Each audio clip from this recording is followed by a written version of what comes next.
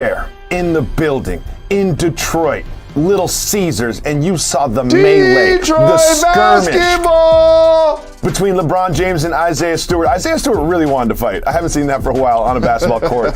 But we now know the penalties. LeBron James suspended 1 game. Isaiah Stewart suspended 2 games. Seems pretty fair to me. What do you think?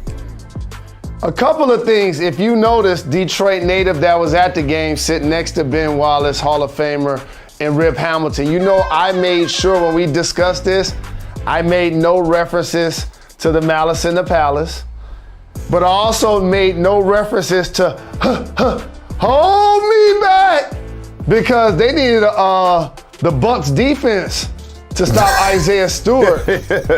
Like, straight up. Like, he needed to be, I was like, you know what? That's our Khalil Mack right there. Maybe the Lions need to figure out a way to get him, you know, in uniform.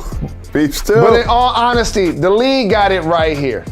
2 games for Stewart for continuing to escalate it. 1 game for LeBron because he wasn't totally innocent, because he did hit him on purpose, but he didn't hit him to the point where it was quote unquote like it wasn't premeditated. It happened based on their actions. LeBron didn't wake up that morning like, I'm gonna hit Isaiah Stewart. It just literally happened during the course of the play.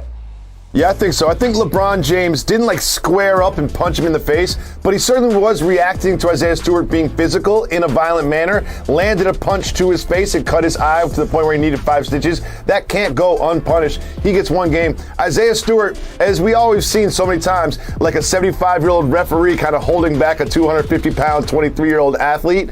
And they kind of do that on purpose. Isaiah Stewart was not having that. He tried to attack many times, and then he tried to run through the tunnel and attack from the back way. You deserve a couple games for that. All in all, bad night for the league, but I think they got the suspension right. And we will move on to one of our signature segments. It is time for a very important soft move or boss move.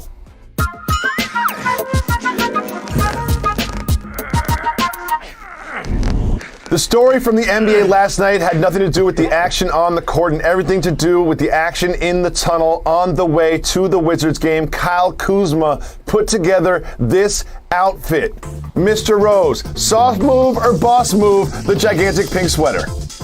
Definitely a boss move. Kyle Kuzma, Flintstone, always about his fashion, his style, and being a little eclectic. I can relate because I have a similar trait, so I must say it's a boss move. It's a boss move because it's such a bad outfit. Let me explain why that's a boss move. Because it takes real courage to wear some of the things he wears. I would never wear any of these outfits, not just because I'm old and washed, but because I don't have the self-belief to do that. So I believe in him, but the only soft move is if you play him in the pink sweater again, the only soft move is when he gets to the door. In order to open the door, he has to pull up the sleeve, and that's the only part that doesn't look cool. That's the only, see right here, see him pull up the sleeve? It's like, come on, dog, you can't even get in the door. What you disagree with me about what, Mr. Rose? But this is what I'm trying to show you, family. When you see me with a red and white suit on with red Maury Gators at the draft, that is not an outfit. That's a costume. It's very different. That's how we boss up before every show. You know what I mean? What up, though? That's a costume. He knew when I put this on, the camera's gonna be watching. I gotta be ready to hit this doorknob. That ain't the first doorknob he done hit. He done had that outfit on for the last 45 minutes. He had to get in the car, had to leave the crib, you know what I'm saying? so he was already ready. You know what this shows me? This shows me he doesn't live with his girlfriend. Because if I wore that and I said to my wife, like, what do you think? Should I rock this on the show today? She'd just be like, no, I'm not letting you out the house. I'm hiding all your shoes. No, you cannot leave the house. That is not true. She would not let me wear that. She would not let me No. wear that. I promise you. Jalen Anthony Rose. Please. Jacoby. Please. She let you show up looking like an AKA recently, so I disagree. Moving on to the actual basketball game we had between the Wizards and our team, the Hornets, because our guy, LaMelo Ball, is one of one. And he showed out last night, but his backcourt mate Terry Rozier had himself a game. Terry missed a couple games earlier in the season. Since coming back, he has made an impact. What do you think about his performance and that move right there? quiet as kept, Rozier been looking like Scary Terry. That's who he been looking like. And LaMelo, the way he can shoot the three, like that right there was a flamethrower. That was a rangefinder right there. Imagine a guy that's shooting better in the NBA already than he did in his previous stops. In high school, playing overseas, whatever. And that's another improvement in his game, finishing at the hoop. They said in the draft, I remember people saying, oh, he can't shoot. Oh, he's not strong enough to finish at the rim in the NBA. Well, I wonder what they're saying now. I wonder what they're saying now about his shooting ability. I wonder what they're saying now about his finishing ability. Oh, we all know that he's a good playmaker. He can pass, but he can't shoot or finish at the rim. Well, he can do all of that, and he's only in his second year. And the Hornets got a big win over the Wizards, who are not the Wizards of old. What did you decide? I decided that LaMelo Ball need to be an all-star this year. Oh, that's guaranteed. That's guaranteed. Especially since there's a fan vote involved. Oh, it's a guarantee that he's going to be an all-star. That need to happen. That's definitely going to happen. That is definitely going to happen. Jalen Rose, we had another interesting game. The Suns started 1-3. They have won 13 straight games. They're now 14-3. This one was against the Spurs. They got contributions from all up and down the roster. What do you think about the Suns 13 in a row? Extremely impressive, and that guy in particular, DeAndre Ayton, it was good to see campaign get going. Devin Booker was giving us some buckets. But again, like the efficiency that they're playing with on both ends of the floor is just masterful. And as I look deeper into the game, I saw Monty, who spent time with the Spurs.